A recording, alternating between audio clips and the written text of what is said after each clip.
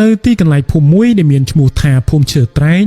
វាក៏មានបងប្អូនប្រជាជនរស់នៅប្រហែលជាង80គ្រួសារនៅទីកន្លែងហ្នឹងវាស្ថិតនៅជាប់ជាមួយនឹងតំបន់ព្រៃភ្នំតែម្ដងអ្នកភូមិភាគច្រើនពួកគាត់ប្រកបមុខរបរធ្វើស្រែចម្ការដាំបន្លែចិញ្ចឹមជីវិតក៏ដូចជាចិញ្ចឹមគោក្របីអីជាដើមនៅក្នុងភូមិនេះបងប្អូនអ្នកភូមិបានចូលមករស់នៅទីនេះអស់រយៈពេលជាង5ឆ្នាំទៅហើយពួកគាត់មិនធ្លាប់មានរឿងរ៉ាវអាក្រក់ណាមួយកើតឡើងនោះទេក៏អាចនិយាយបានថាវាមានដែរប៉ុន្តែគឺថាភាគរយតិចតួចតែប៉ុណ្ណោះលោកមេភូមិគាត់ក៏តែងតែដោះស្រាយបានចំពោះរឿងរ៉ាវអាក្រក់ដែលបានកើតឡើងអស់ទាំងនឹងនៅក្នុងស្រុកភូមិមួយនេះវាធ្លាប់មានវិញ្ញាណខ្មោចចូលមកសន្ធិដ្ឋនិងក៏ធ្លាប់មានអ្នកតាចូលអ្នកភូមិអីជាដើមដែរនឹងបន្ទាប់មកនៅក្នុងរយៈពេលចំនួន2ឆ្នាំក្រោយមកទៀតវាក៏មានធ្មប់មួយក្បាលដែលវាបានចូលមករស់នៅជាមួយនឹងអ្នកភូមិប៉ុន្តែក៏នៅតែត្រូវបានលោកមេភូមិចាត់ការគេបានតែដដែលនឹងនៅពេលហ្នឹងលោកមេភូមិដែលគ្រប់គ្រងប្រចាំភូមិឈើត្រែងនេះគាត់មានឈ្មោះថានួនអាយុរបស់គាត់ក៏ប្រហែលជាជាង60ឆ្នាំដែរហើយ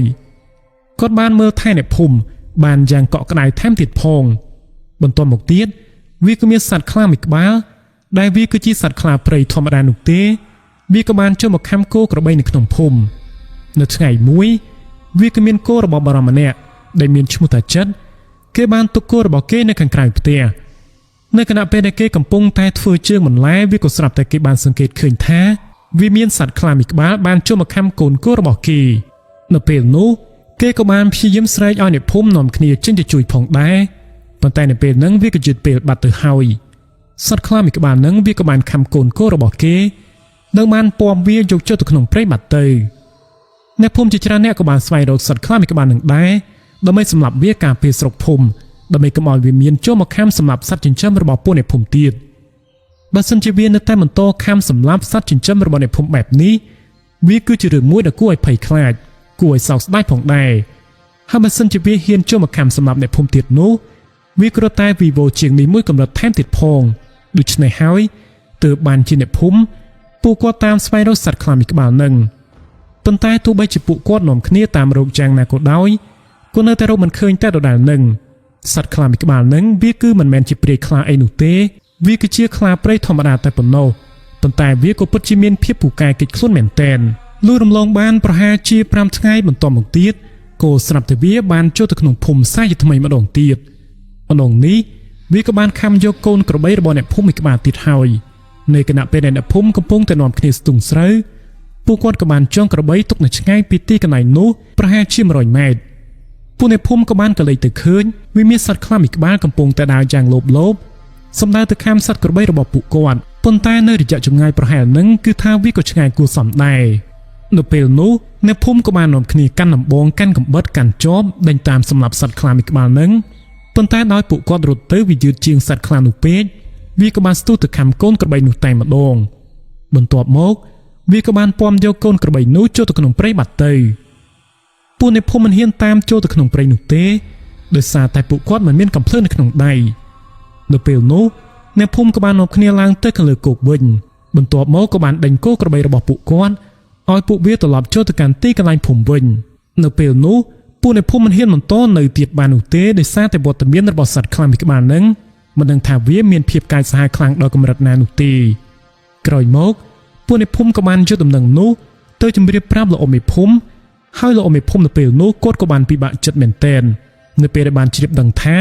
សត្វខ្លាមួយក្បាលហ្នឹងវាបានចូលមកប្រមាញ់សត្វចិញ្ចឹមរបស់ពួកអ្នកភូមិទៀតហើយលោកមេភូមិនៅក្នុងពេលឥឡូវនេះគាត់ក៏កំពុងតែរកដំណោះស្រាយដើម្បីតាមប្រមាញ់សត្វខ្លាមួយក្បាលហ្នឹងឲ្យបានប៉ុន្តែគាត់រកវាមិនឃើញទាល់ទេសោះបាននិយាយទៅអាសត្វខ្លាមួយក្បាលនេះវាពិតជាពូកែកិច្ចខ្លួនមែនទែនហើយសត្វខ្លាមួយក្បាលហ្នឹងវាក៏តែងតែចេញមកបង្ហាញខ្លួននៅលើកឹកណាដែលអ្នកភូមិភ្លេចខ្លួនតែប៉ុណ្ណោះលុះរហូតឈានមកដល់ថ្ងៃមួយលោកមេភូមិគាត់ក៏បានទៅអង្គុយចាំវាតែម្ដងចំពោះរឿងនេះលោកមេភូមិគាត់មិនបាននិយាយប្រាប់អ្នកភូមិណាម្នាក់ឲ្យបានដឹងឡើយគាត់បានទៅអង្គុយរងចាំវានៅខាងលើដើមធ្លកមួយកន្លែងបន្ទាប់មកគាត់ក៏បានតាមសម្លឹងមើលនៅតាមទិសខាងត្បូងរហូតនៅក្នុងដៃរបស់គាត់វាក៏មានកំភ្លើងអាកាសស្វ័យបត់មួយដើមលុះនៅម៉ោងប្រហែលជា9យប់សត្វខ្លាមួយក្បាលនឹងវាក៏បានឆ្មក់ចូលទៅក្នុងភូមិសាជាថ្មីម្ដងទៀតដើម្បីប្រមាញ់យកចំណីរបស់វាទៀតប៉ុន្តែលោកអ៊ំមេភូមិដែលកំពុងតែស្ថិតនៅខាងលើដើមឈើនោះស្រាប់គាត់ក៏បានឃើញសត្វខ្លាមួយក្បាលនឹងបានយ៉ាងច្បាស់ថែមទៀតផង បន្ទាប់មកទៀតមិនមកអង្គយូគាត់ក៏បានកេះកៃកំភ្លើងបាញ់សម្ដៅទៅកាន់សត្វខ្លាមីក្បាលនឹងយ៉ាងលឿនរហ័សតែម្ដងតាមរយៈក្របកំភ្លើងចំនួន2គ្រាប់វាក៏បានធ្វើឲ្យអ្នកភូមិនាំគ្នាផ្អើលឈឺឆរនៅគណៈពេលនោះពួកអ្នកភូមិជាច្រើនអ្នកម្នាក់ក៏មករត់សម្ដៅទៅកាន់ទីកន្លែងដែលបានលាន់លឺនៅសំឡេងកំភ្លើងនឹងលុះនៅពេលដែលពួកគាត់បានទៅដល់ក៏ស្រាប់តែបានឃើញថាសត្វខ្លាដំបងមីក្បាលនឹងវាក៏កំពុងតែដេកងាប់នៅនឹងទីកន្លែងនៅពេលនោះលោកមេភូមិគាត់ក៏កំពុងតែអង្គុយមើលសាកសពរបស់សត្វខ្លាមីក្បាលនឹងចំណែកឯអ្នកភូមិពួកគាត់ក៏មិនមាននរណាម្នាក់មានការងឿឆ្ងល់អ្វីនោះដែរពួកគាត់បានដឹងហើយថាសត្វខ្លាមីក្បាលនឹងវាគឺត្រូវបានលោកមេភូមិជាអ្នកបាញ់សម្លាប់នឹងឯងលោកមេភូមិគាត់គឺជាមនុស្សដែលចេះដូច្នេះហើយគាត់ក៏ប្រកាសជាបានដឹងថាសត្វខ្លានឹងវានឹងចូលមកនៅក្នុងពេលយប់សត្វខ្លានៅពេលវាបានមកដល់មិនទាន់នឹងបានវាយប្រហារចំណីផងវាក៏ត្រូវបានលោកមេភូមិសម្លាប់វាបានបាត់ទៅហើយពួកអ្នកភូមិម្នាក់ពួកគាត់ពិតជាសប្បាយចិត្តមែនទែននៅពេលនោះនៅពេលដែលដឹងថាសត្វខ្លាមីក្បាលនឹងវាក៏ត្រូវបានលោកមេភូមិបានសម្លាប់វាបានលោកកន្លងមកបានមួយឆ្នាំកន្លះទៀតតែប៉ុណ្ណោះលោកមេភូមិនួនគាត់ក៏ស្រាប់តែបានធ្លាក់ខ្លួនឈឺពលគឺគាត់បានឈឺរហូតដល់ថ្ងៃស្លាប់តែម្ដងបងប្អូនអ្នកភូមិទាំងអស់គ្នាក៏សុទ្ធសឹងតែបាននាំគ្នាចូលរួមនៅក្នុងការជួយរំលែកទុក្ខជាមួយនឹងក្រុមគ្រួសាររបស់គាត់លុះនៅពេលដែលលោកមេភូមិរបស់ខ្លួនបានស្លាប់បាត់បង់ជីវិតបាត់ទៅពួកគាត់ក៏ពិតជាសោកស្ដាយចំពោះធនធានមួយនេះមែនទែនប៉ុន្តែឥឡូវនេះអ្វីដែលអ្នកភូមិពិបាកនោះវាគឺជាការជ្រើសរើសយកលោកមេភូមិថ្មីតែម្ដងក្រោយពេលដែលពិធីបុណ្យសពរបស់លោកមេភូមិត្រូវបានប្រារព្ធធ្វើឡើងរួចរាល់ពួកគាត់ក៏ចាប់ផ្ដើមរើសយកលោកមេភូមិថ្មីបេក្ខជនចូលឈ្មោះវាក៏មានរហូតដល់6នាក់ឯណោះប៉ុន្តែមើលទៅមនុស្សដែលគួរឲ្យទុកចិត្តបានវាក៏មានតែម្នាក់តែប៉ុណ្ណោះគាត់ម្នាក់នោះមានឈ្មោះថាលោកអ៊ំភៀបលោកអ៊ំភៀបគាត់មិនចេះមុនវិជ្ជាអាគមអ្វីនោះឡើយអ៊ំភៀបនៅពេលនោះគាត់ក៏មានអាយុប្រហែលជាង60ឆ្នាំដែរហើយគាត់គឺជាមនុស្សម្នាក់ដែលមិនសូវចូលចិត្តនិយាយស្ដីអ្វីច្រើននោះទេគាត់តែងតែជួយដោះទុក្ខធុរៈរបស់អ្នកភូមិតែរហូតនឹងលោកអ៊ំម្នាក់នេះគាត់គឺជាមនុស្សដែលមានសន្តានចិត្តល្អឃើញប៉ុណ្ណាថាប៉ុណ្ណឹងមានភាពជាមនុស្សចាស់ទុំដូច្នេះទើបបានជាអ្នកភូមិបានជ្រើសរើសយកលោកគាត់មកធ្វើជាលោកមេភូមិតំណាងឲ្យពួកគាត់លោកមេភូមិភាពនេះទោះបីជាគាត់មិនចេះនឹងមុនវិជ្ជាអាគមក៏ពិតមែនប៉ុន្តែចាប់តាំងតែពីគាត់បានឡើងទៅគ្រប់គ្រងប្រចាំស្រុកភូមិមួយនេះវាក៏មិនមែនរឿងហេតុអាក្រក់ណាមួយបានកើតឡើងនោះដែរបាននិយាយទៅពួកអ្នកភូមិគាត់រស់នៅបានសេចក្តីសុខសាន្តខ្លាំងណាស់ពេលវេលាក៏ចេះតែកន្លងផុតទៅពីមួយខែទៅមួយខែឥឡូវនេះវាក៏ស្រាប់តែស្រុកភូមិមួយនេះវាក៏បានចាប់ផ្ដើមជួបជាមួយនឹងរឿងហេតុដែលមិនល្អដំណឹងដែលថាវាមានព្រាយមួយក្បាលតែបានធ្វើដំណើរទៅវិញទៅមកនៅក្នុងភូមិក៏ត្រូវបានអ្នកភូមិជ្រាបដឹងយ៉ាងគ្រប់គ្នាតែម្ដងនៅពេលនេះព្រាយមួយក្បាលនេះវាបានចូលទៅសន្ធិដ្ឋនៅក្នុងខ្លួនអ្នកភូមិជាពិសេសនោះគឺឲ្យតែក្មេងស្រីគឺថាព្រាយមួយក្បាលនឹងវាចូលចិត្តសន្ធិដ្ឋតែទាំងអស់នឹងប៉ុន្តែនៅពេលនោះវាក៏មិនទាន់បានឆក់យកអាយុជីវិតរបស់អ្នកភូមិណាម្នាក់នៅឡើយទេទោះបីជាវាមិនបានយកអាយុជីវិតរបស់អ្នកភូមិណាម្នាក់ក៏ពិតមែនប៉ុន្តែចំពោះក្មេងស្រីចំទងទាំងអស់នោះពួកគេម្នាក់ក៏មានសភាពស្លេកស្លាំងអស់ហើយចំពោះបញ្ហាមួយនេះវាក៏គួរឲ្យអាណិតខ្លាំងណាស់ចំពោះពួកគេចំពោះអ្នកណាដែលត្រូវបានវិញ្ញាណខ្មោចព្រាយចូលទៅសន្ធិដ្ឋនៅក្នុងខ្លួនហើយពួកគេក៏សុទ្ធសឹងតែបានក្អួតចិញ្ចៀមមកតែម្ដងហើយឈាមនោះទៀតសោតវាគឺជាឈាមពណ៌ខ្មៅឈាមពណ៌ខ្មៅដែលមានលក្ខណៈខុសប្លែកពីឈាមធម្មតាតាមរយៈពួកអ្នកភូមិមួយចំនួនពួកគាត់ក៏បានឲ្យដឹងថាព្រាយមួយក្បាលនឹងវាចូលចិត្តប្រឡែងលេងជាមួយនឹងក្មេងៗដែលរស់នៅក្នុងភូមិមួយនេះខ្លាំងណាស់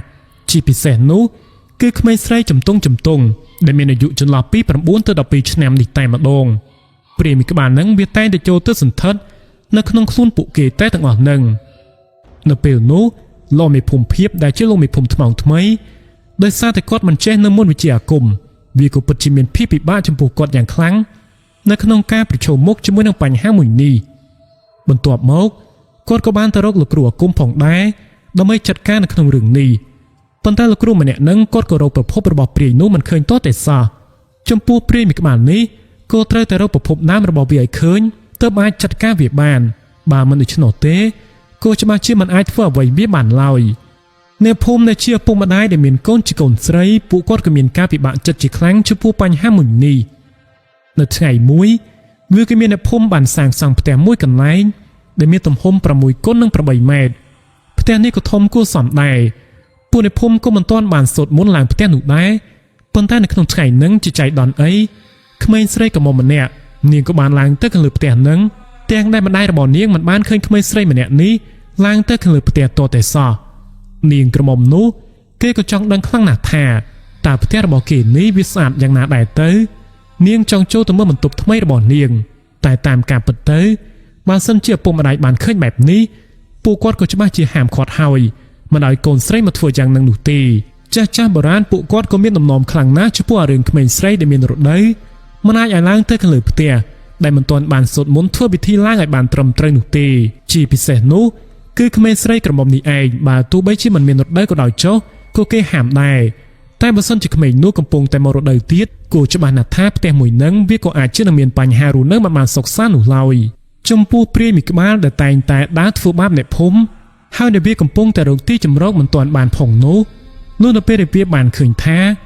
មានផ្ទះមួយដែលសមប្រកបឲ្យវាស្ថិតនៅបែបនេះវាក៏បានឡើងទៅស្ថិតនៅខាងលើផ្ទះមួយនឹងតែម្ដងចំណែកឯឪពុកម្ដាយរបស់ក្មេងស្រីក៏មិនទាន់បានដឹងរឿងនេះឡើយចំណែកឯកូនស្រីវិញនាងក៏មិនបានប្រាប់អំពីរឿងដែលនាងបានឡើងទៅខាងលើផ្ទះនឹងដែរ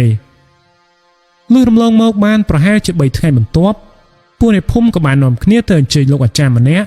ដើម្បីឲ្យមកធ្វើពិធីឡើងផ្ទះថ្មីមួយនេះប៉ុន្តែលុះនៅពេលដែលអាចារ្យម្នាក់នោះបានធ្វើដំណើរមកដល់ទោះបីជាគាត់មិនសូវជាចេះនឹងមុនវិជ្ជាអាគមខ្លាំងក្លាដូចជាគ្រូអាគមមួយចំនួនក៏ពិតមែនប៉ុន្តែគាត់ក៏អាចមើលដឹងចំពោះអ្វីដែលកំពុងតែមិនស្រួលនៅពេលនោះគាត់ក៏បាននិយាយទៅកាន់ម្ចាស់ផ្ទះថាតើផ្ទះមួយនេះវាធ្លាប់មានក្មេងស្រីក្រមុំដែលមករដូវឡើងទៅខាងលើដែរឬមួយក៏អត់នៅគណៈពេលនោះម្ចាស់ផ្ទះក៏បាននិយាយថាមិនមានឡើយមិនមានក្មេងស្រីណាឡើងទៅខាងលើផ្ទះនឹងនោះទេប៉ុន្តែស្របពេលនឹងដែរ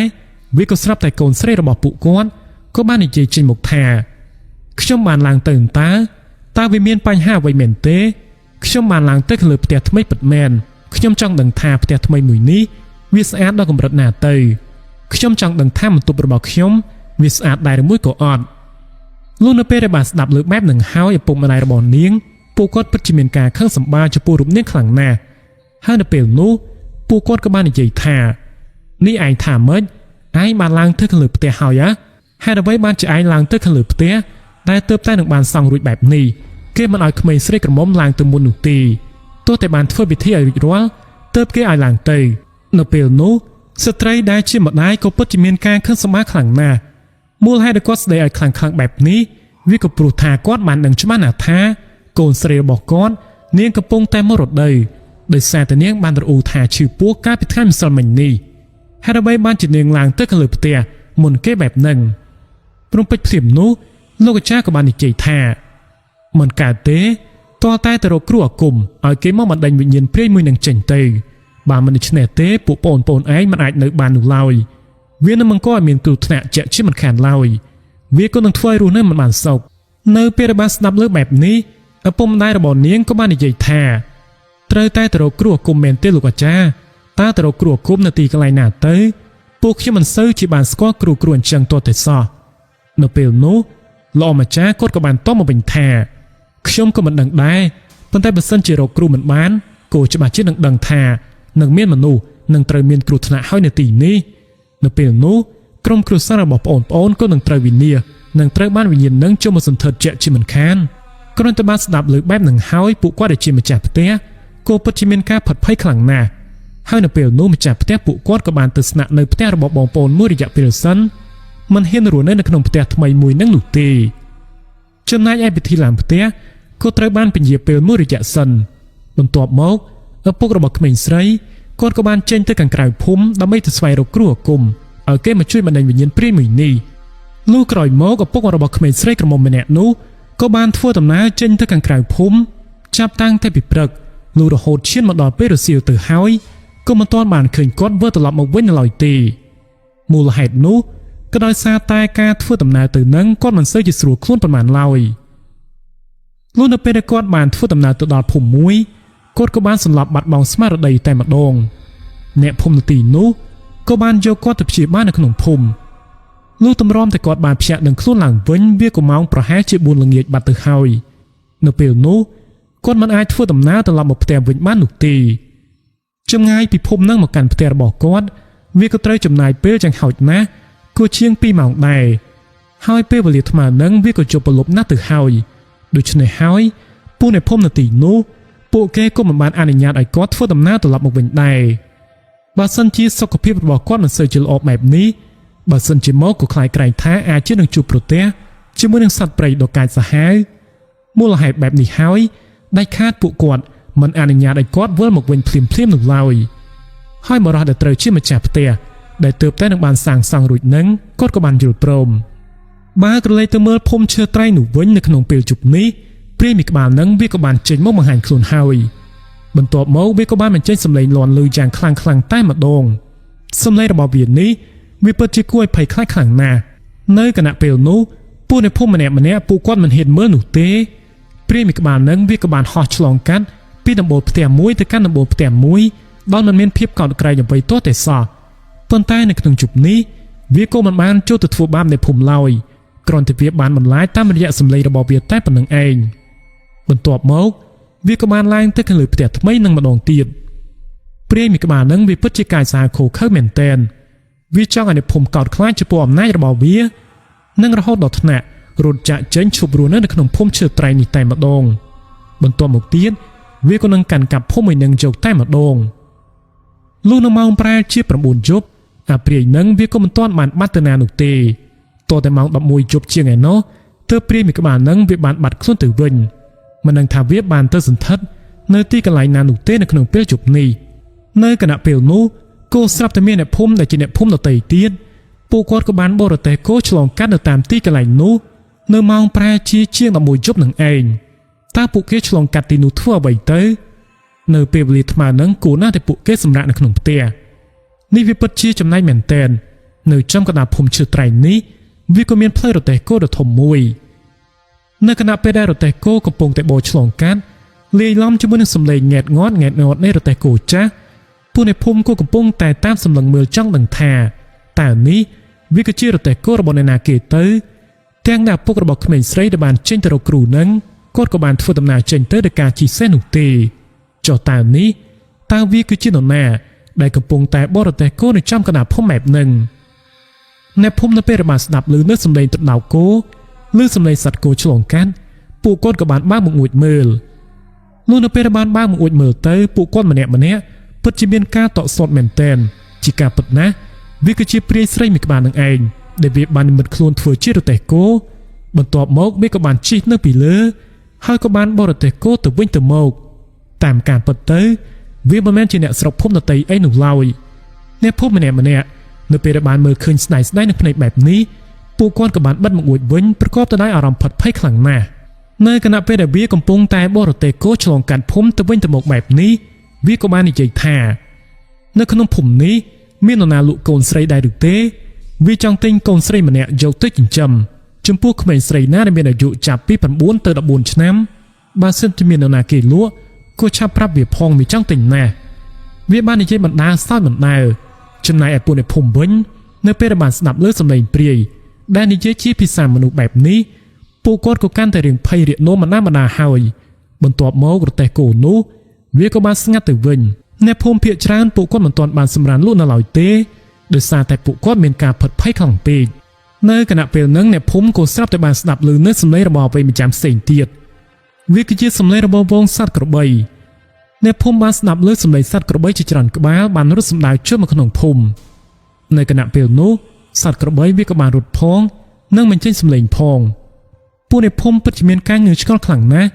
បើទោះបីជាពួកគាត់កំពុងតែមានអារម្មណ៍ភ័យខ្លាចក៏ដោយចុះដោយសារតែមានចិត្តចង់ដឹងពេក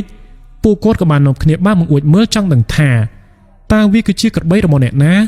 មកពីខាងណាយកប្រលប់បែបនេះតើវាមានសត្វក្របីអ្នកភូមិបានដាច់ខ្សែឬមួយក៏យ៉ាងណានោះនៅពេលដែលបានបើកមកអួចមើលទៅពួកគាត់ក៏បានឃើញសត្វក្របីវាមានតែមួយក្បាលតែប៉ុណ្ណោះតាមការពិតទៅក្របីមួយក្បាលនេះវាគឺកំពុងតែមានព្រាយមួយក្បាលនឹងឯងដែលកំពុងតែជិះនៅពីលើខ្នងវាហើយវាក៏បានរត់ទៅវិញទៅមកចំពោះសត្វក្របីវាក៏មានតែមួយក្បាលនោះទេប៉ុន្តែវាក៏បានធ្វើឲ្យឮសំឡេងដូចជាមានក្របីច្រើនក្បាលចឹងអញ្ចឹងអ្នកភូមិនោះនៅពេលដែលបានឃើញថាវាគឺជាព្រាយមួយក្បាលនោះកំពុងតែជិះក្របីទៅវិញទៅមកបែបនេះពួកគាត់ក៏មិនមាននរណាម្នាក់ហ៊ានសម្លឹងមើលទៅទៀតដែរពួកគាត់ម្នាក់ក៏ភ័យឡើងញ័រខ្លួនអស់ហើយនៅពេលនោះនាំគ្នាបិទទ្វារបិទបង្អួចបន្ទាប់មកសភាពការទាំងឡាយវាក៏បានស្ងប់ស្ងាត់ទៅវិញ ពេលវេលាថ្មនឹងម៉ោងក៏ប្រហែលជាជាង12យប់ទៅហើយនៅពេលនោះអ្នកភូមិក៏នៅតែមិនទាន់បានសម្រាកនៅឡើយទេអ្នកភូមិម្នាក់ពិតជាមានការផិតភ័យមែនទែនព្រាយមួយក្បាលនឹងវាក៏បានប្រឡែងលេងកូនអ្នកភូមិបានត្រឹមតែប៉ុណ្្នឹងហើយវាក៏បានចូលទៅសន្ធិដ្ឋនៅក្នុងផ្ទះថ្មីនោះវិញលុះរហូតឈានមកដល់ពេលព្រឹកឡើងអ្នកភូមិក៏បានភ្ញាក់មកធ្វើការជាធម្មតាអ្នកភូមិឈើត្រែងដែលត្រូវធ្វើដំណើរឆ្លងកាត់ផ្ទះថ្មីមួយនឹងពួកគាត់មិនមាននរណាម្នាក់ហ៊ានឆ្លងកាត់នៅតាមទីនឹងនោះទេបើទោះបីជានៅក្នុងពេលថ្ងៃក៏ដោយចុះចំពោះពួកអ្នកភូមិដែលត្រូវទៅស្រែចម្ការពួកគាត់ក៏សសឹងតែបានធ្វើដំណើរទៅតាមផ្លូវវាងតែទាំងអស់នឹងពួកគាត់មិនហ៊ានឆ្លងកាត់ទីកន្លែងផ្ទះដែលទើបតែនឹងបានសាងសង់នឹងនោះទេលុះរហូតឈានមកដល់ម៉ោងប្រហែលជា10ថ្ងៃក៏ឃើញថាម្ចាស់ផ្ទះដែលមានឈ្មោះថាឈួននោះគាត់ក៏បានធ្វើដំណើរត្រឡប់មកវិញពូឈួនគាត់បានធ្វើដំណើរមកដល់ផ្ទះព្រមជាមួយនឹងបរិវ័យចំណាស់ម្នាក់មើលទៅគាត់ក៏ប្រហែលជាគាត់មានអាយុខ្ទង់ប្រហែលជាជាង60ឆ្នាំដែរហើយគាត់មានថង់យាមមួយស្ពាយនៅជុំនឹងស្មាខាងស្ដាំ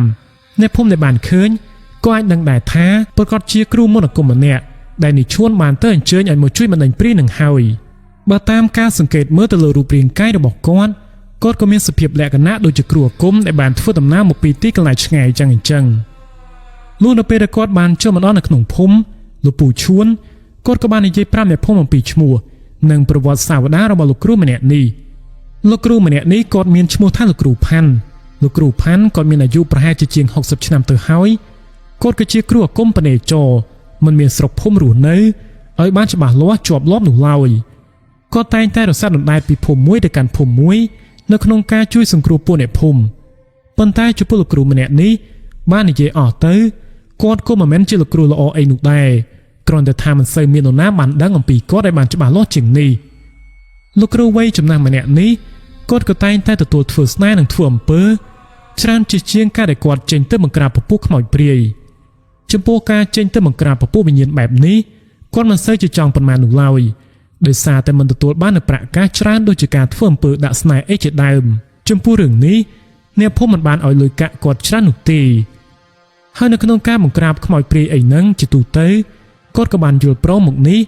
ក្រោយសារតែគាត់បានឮថាខ្មោចព្រាយមួយក្បាលហ្នឹងវាបានស្ថិតនៅផ្ទះដូច្នេះហើយបើសិនជានៅក្នុងផ្ទះក៏ប្រកាសជាម្ចាស់ផ្ទះមិនអាចបោះបង់ផ្ទះហ្នឹងចោលបាននោះទេនឹងត្រូវរកគ្រូដើម្បីឲ្យមកជួយហើយក៏នឹងហ៊ានឲ្យតម្លៃដ៏ថ្លៃគួរសមផងដែរនៅពេលនោះគាត់ក៏បានទារពីលោកពូឈួនចំនួន1តម្លឹងរីឯលោកពូឈួនវិញគាត់ក៏បាននិយាយថាថ្លៃណាស់គាត់មិនមានលទ្ធភាពនោះទេបើមានត្រឹមតែ 5G អីគាត់ក៏នឹងមានលទ្ធភាពលុះនៅពេលដែលបានស្ដាប់ឮបែបនេះគាត់ក៏បានយល់ព្រមនៅក្នុងតម្លៃមាស 5G នោះទៅលុះនៅពេលដែលបានធ្វើដំណើរមកដល់គាត់ក៏បានទៅនិយាយខ្សឹបខ្សៀវកោះរੂប្រាប់ប្រពន្ធកូនរបស់ពូឈួនគាត់បានប្រាប់អំពីតម្លៃដែលគាត់ចង់បានពលគឺតម្លៃមាស1តម្លឹងនឹងឯងនៅពេលនោះប្រពន្ធរបស់ពូឈួនក៏បាននិយាយថាមិនអីទេគាត់មានខ្សែកមួយខ្សែដែលមានតម្លៃប៉ុណ្ណឹងឲ្យតែគាត់អាចជួយបណ្ដេញវិញ្ញាណខ្មោចព្រាយមួយនឹងបានចំណែកឯអ្នកភូមិវិញពួកគាត់ក៏បាននិយាយថាពួកគាត់ហ៊ានរៃអង្គាសឲ្យទៀតឲ្យតែអាចបណ្ដេញខ្មោចព្រាយមួយក្បាលនឹងបានឲ្យវាចាក់ចេញពីភូមិរបស់ពួកគាត់នៅពេលនោះដែរពួកអ្នកភូមិក៏បានរៃអង្គាសគ្នាបានប្រហែលជា1តម្លឹងឯណោះនោះនៅពេលដែលបានជ្រាបដឹងបែបនេះលោកគ្រូវ័យចំណាស់ម្នាក់នឹងគាត់ក៏ពិតជាមានការសប្បាយចិត្តជាខ្លាំងនៅពេលដែលបានដឹងថាពួកអ្នកភូមិហ៊ានឲ្យគាត់នៅក្នុងតម្លៃថ្លៃបែបនេះបន្ទាប់មកទៀតលោកគ្រូផាន់គាត់ក៏បានធ្វើដំណើរទៅកាន់ទីកន្លែងផ្ទះថ្មីរបស់ពូឈួនលុះនៅពេលដែលបានទៅដល់ទីនោះគាត់ក៏បានតាមសម្លឹងមើលហើយក៏បានឃើញថាផ្ទះមួយនេះវាពិតជាមានព្រាយសន្ធិដ្ឋនៅពិតមែនវត្តមានរបស់អ្នកភូមិជាច្រើនអ្នកក៏បាននាំគ្នាចេញទៅមើលនៅទីកន្លែងនោះដែរអ្នកភូមិនៅពេលដែលមានលោកគ្រូម្នាក់នេះទៅពួកគាត់មិនបានភ័យខ្លាចនោះឡើយបើសិនជាមិនមានលោកគ្រូម្នាក់នេះចេញទៅជាមួយទេពួកគាត់ក៏មិនហ៊ានទៅនៅក្បែរនឹងផ្ទះនឹងដែរនៅគណៈពេលដែលលោកគ្រូផាន់កំពុងតែសម្លឹងត្រួតពិនិត្យមើលផ្ទះនឹងក៏ស្រាប់តែវិញ្ញាណខ្មោចព្រាយមួយក្បាលនោះវាក៏បានចូលទៅសន្ធិដ្ឋនៅក្នុងខ្លួនកូនស្រីក្រមុំរបស់ពូឈួនតែម្ដងកូនស្រីរបស់ពូឈួនដែលមានឈ្មោះថាធីតានាងក៏ត្រូវបានវិញ្ញាណព្រាយមួយនោះចូលទៅសន្ធិដ្ឋនៅក្នុងរាងកាយភ្លាមមួយរំពេចបន្ទាប់មកនាងក៏បានប្រើនៅកសែភ្នែកដែលគួរឲ្យភ័យខ្លាចសម្លឹងមើលទៅកាន់មនុស្សគ្រប់គ្នាទឹកមុខរបស់នាងមើលទៅក៏អាចដឹងដែរថាវាមិនមែនជានាងនោះឡើយហើយនៅគណៈពេលនោះនាងក៏បានចង្អុលទៅកាន់លោកគ្រូផាន់ព្រមជាមួយនឹងការនិយាយចេញមកថាណែអាកញ្ចាស់ឯងទៅណាឯងចង់មកកំចាត់យើងទៅមែនទេ ឯងស្មានថាឯងអាចកំចាត់យើងបានអញ្ចឹងហ៎ផ្ទះនេះវាគឺជាផ្ទះរបស់យើងហើយយើងមិនព្រមទៅណាទាំងអស់បើសិនជាឯងខ្លាចស្លាប់ឯងឆាប់ត្រឡប់ទៅវិញភ្លាមទៅប្រយ័ត្នងាប់ទាំងភូមិវើយអ្នកភូមិនៅពេលដែលបានឃើញព្រាយមួយក្បាលនឹងបានចូលទៅសន្ធិដ្ឋនៅក្នុងរូបរាងកាយរបស់នាងធីតាពួកគាត់ក៏មានការផុតភ័យខ្លាំងណាស់ពួកគាត់ម្នាក់ក៏បានថយក្រោយទៅវិញបន្តិចនៅគណៈពេលនោះធីតានាងក៏បានដើរយ៉ាងយឺតសម្ដៅទៅអង្គុយនៅខាងលើគ្រែក្រោមផ្ទះថ្មីរបស់នាងចំណែកឪពុកម្ដាយវិញនៅពេលដែលបានឃើញកូនបែបនេះពួកគាត់ក៏បានទៅចាប់ដៃព្រមជាមួយនឹងការពោលសាកសួរចេញទៅបែបនេះថាតើនេះជាធីតាមែនទេធីតាកូនកើតអីឲ្យពិតប្រាកដទៅរំពេចភ្លាមនោះធីតាក៏បាននិយាយថាយើងមិនមែនជាកូនស្រីរបស់ឯងឡើយយើងគឺជាព្រាយដែលត្រូវជាម្ចាស់ផ្ទះថ្មីនេះពួកឯងទៅសាងសង់ផ្ទះថ្មីទៀតទៅផ្ទះមួយនេះទុកឲ្យយើងរស់នៅបានហើយខ្មោចព្រាយនិយាយត្រឹមតែប៉ុណ្្នឹងហើយវាក៏បានចង្អុលទៅកាន់លោកពូឈួនព្រមជាមួយនឹងប្រពន្ធរបស់គាត់នៅគណៈពេលនោះពូឈួនជាមួយនឹងប្រពន្ធរបស់គាត់ពួកគាត់ទាំងពីរនាក់ពិតជាមានការផាត់ភ័យខ្លាំងណាស់ហើយបន្ទាប់មកពួកគាត់ក៏បានថយក្រោយទៅវិញទៅរកលោកគ្រូផាន់វិញដោយសារតែមើលទៅមិនសូវស្រួលពួកគាត់ក៏បានប្រាប់ឲ្យលោកគ្រូផាន់ជួយនៅគណៈពេលហ្នឹងលោកគ្រូផាន់គាត់ក៏បាននិយាយទៅកាន់នាងព្រាយមួយក្បាលនឹងថាណែវុយនាងព្រាយនាងឯងនេះបើសិនជាមិនចង់ឲ្យយើងសម្លាប់នាងឯងម្ដងទៀតទេនាងឯងក៏ឆាប់ចេញទៅវិញភ្លាមទៅឆាប់ចេញពីក្នុងខ្លួនរបស់ក្មេងស្រីម្នាក់នេះភ្លាមទៅឆាប់ចេញពីផ្ទះនឹងទៅតើយើងនឹងមានអារម្មណ៍ល្អបន្តិចទៀតនេះក៏ប្រយ័ត្នយើងអារម្មណ៍លេងល្អយើងនឹងកំចាយវិញ្ញាណរបស់នាងឯងចោលតែម្ដងមិនឲ្យបានទៅចាប់ជាតិនឹងគេនោះទេនៅពេលដែលបានស្ដាប់លើបែបនឹងហើយនាងព្រាយក៏បានសើចនិងបាននិយាយចេញមកថាអាកញ្ចាស់ឯងនេះយើងនឹងហើយថាឯងមិនមែនជាគ្រូស្អាតស្អំអីនោះទេដើរធ្វើតែអំពើស្នេហ៍ដើរដាក់ស្នេហ៍អ្នកដទៃដើរធ្វើអំពើធ្មប់ដាក់អ្នកដទៃលោភលន់ចង់បានតែមានប្រាក់ទេឯងនេះឯងមិនមែនជាគ្រូស្អាតស្អំនោះឡើយសមត្ថភាពរបស់ឯងក៏មិនអាចធ្វើអ្វីយើងបានដែរអ្នកភូមិនៅពេលដែលបានស្ដាប់ឮនាងព្រាយនិយាយចេញមកបែបហ្នឹងពួកគាត់ក៏បានតាមសម្លឹងមើលមុខលោកគ្រូផាន់នៅគណៈពេលនោះលោកគ្រូផាន់គាត់ក៏រៀងមើលទៅដូចជាមានការដាក់ទឹកមុខចុះបន្តិចផងដែរដោយសារតែគាត់ក៏ដូចជាមានការអាក់អន់ចិត្តជាមួយនឹងពាក្យសម្ដីរបស់នាងព្រាយពីក្បាលនេះរំពេចភ្លាមនោះគាត់ក៏បាននិយាយទៅកាន់នាងព្រាយនោះថាឥឡូវឯងព្រមចេញឬមួយក៏មិនចេញឆាប់និយាយភ្លាមមកនាងព្រាយពីក្បាលនោះវាក៏បានអោនមុខចុះមិននិយាយស្ដីអ្វីទាំងអស់វាបានទម្លាក់សក់ចុះទៅខាងក្រោមបាំងមុខឈឹងមើលមិនឃើញនោះទេនៅពេលនោះលោកគ្រូផាន់គាត់ក៏បានពោលសាកសួរបន្តទៅកាន់នាងព្រាយនោះបន្ថែមទៀតបន្ទាប់មកឪពុកម្ដាយរបស់ធីតាពួកគាត់ក៏បានសាកសួរទៅកាន់លោកគ្រូផាន់ចាំដូច្នេះថាតើពួកយើងត្រូវធ្វើយ៉ាងដូចម្ដេចទៅលោកគ្រូតើគួរធ្វើយ៉ាងម៉េចទៀតទៅជួយសង្គ្រោះកូនស្រីរបស់ខ្ញុំផងណាលោកគ្រូអើយនៅពេលហ្នឹងលោកគ្រូផាន់គាត់ក៏រៀងស្លងអារម្មណ៍បន្តិចផងដែរគាត់មិនបាននិយាយស្ដីអ្វីទាំងអស់គាត់កំពុងតែបិទភ្នែកមិនដឹងថាគាត់កំពុងតែធ្វើអ្វីឲ្យពិតប្រាកដនោះទេនៅពេលនោះធីតានាងក៏ស្រាប់តែបានឡើងទៅខាងលើផ្ទះថ្មីរបស់នាងតែម្ដងនោះនៅពេលដែលនាងបានដើរទៅឪពុកម្ដាយរបស់នាងក៏បានស្ទុះទៅចាប់នាងផងដែរប៉ុន្តែពួកគាត់ចាប់នាងមិនជាប់នោះទេនៅពេលដែលពួកគាត់បានស្ទុះទៅចាប់ពួកគាត់ក៏ត្រូវបាននាងវាដៃរហូតធ្វើឲ្យពួកគាត់ត្រូវខ្ទាតទៅប្រហែលជា 5-6 ម៉ែត្រឯណោះបានឃើញបែបនេះអ្នកភូមិក៏បាននាំគ្នាជួយចាប់ផងដែរប៉ុន្តែក៏នៅតែចាប់នាងមិនជាប់តែដដែលនឹងមិនដឹងថានាងមានកម្លាំងខ្លាំងមកពីណានោះទេអ្នកភូមិប្រុសពេញកម្លាំងប្រហែលជា 5-6 នាក់ដែលបាននាំគ្នាទៅជួយចាប់នាងក៏នៅតែចាប់នាងមិនបានឡើយហើយនាងក៏បានបន្តឡើងទៅខាងលើផ្ទះនោះនៅពេលនោះលោកគ្រូផាន់គាត់ក៏បានបើកភ្នែកមកវិញព្រមជាមួយនឹងការនិយាយចេញមកថាមិនអីទេឡើងតាមនាងទៅបងប្អូនរូបពេចភ្លាមនោះអ្នកភូមិប្រហែលជា10នាក់រួមទាំងឪពុកម្ដាយរបស់ធីតាជាមួយនឹងលោកគ្រូផាន់ផងពួកគាត់ក៏បានឡើងទៅខាងលើផ្ទះចង់ដឹងថាតើនាងធីតានាងឡើងទៅខាងលើនឹងនាងឡើងទៅធ្វើអ្វីទៅក្រោយមកនៅពេលដែលពួកគាត់បានឡើងទៅដល់រឿងហេតុវាពិតជាភ្ញាក់ផ្អើលខ្លាំងណាស់ធីតានាងក៏បានឡើងទៅអង្គុយនៅចំពីលើធ្នឹមផ្ទះបន្ទាប់មកនាងក៏បានរាំក្បាច់រាំរបស់នាងនេះវាមានសភាពដូចជានារីរបាំយ៉ាងអញ្ចឹងប៉ុន្តែចំពោះកសែភ្នែករបស់នាងវិញវាពិតជាគួរឲ្យភ័យខ្លាចខ្លាំងណាស់នៅពេលដែលបានឃើញទស្សនីយភាពបែបនេះអ្នកភូមិក៏បាននាំគ្នាស្រែកដោយសារតែកាយវិការរបស់នាងមើលទៅវាពិតជាគួរឲ្យព្រឺព្រួចខ្លាំងណាស់នៅគណៈពេលនោះលោកគ្រូផាន់គាត់ក៏បាននិយាយថាឯងឆាប់ចុះមកខាងក្រោមវិញឲ្យលឿនឡើងឆាប់ចុះមកវិញភ្លាមមក